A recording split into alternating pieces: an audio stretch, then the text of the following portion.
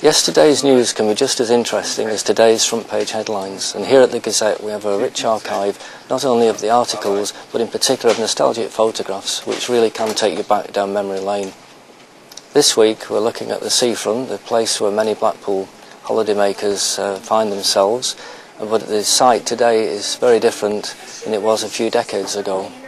To many people, Blackpool Tower is the main icon of the resort, but our first photograph we're going to look at dates back to 1878, even before the tower was built. The picture shows the Palatine Hotel block, and then we've got the later picture showing the new Palatine building development.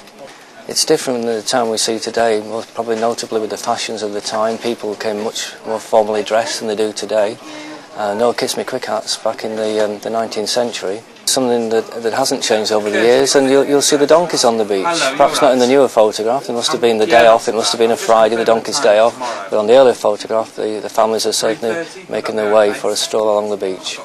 That particular part of the problem is about to undergo yet more change. I mean, many people still refer to the building as a Woolworths building. Woolworths moved out many years ago. Price Busters have been in there and in fact have financed quite a major overhaul of the outside of the building, and yet they're going to finish at the end of the year, and hopefully someone else will move in. There's a landmark of sorts of the Palace building next door, but again at the moment it's in a state of flux.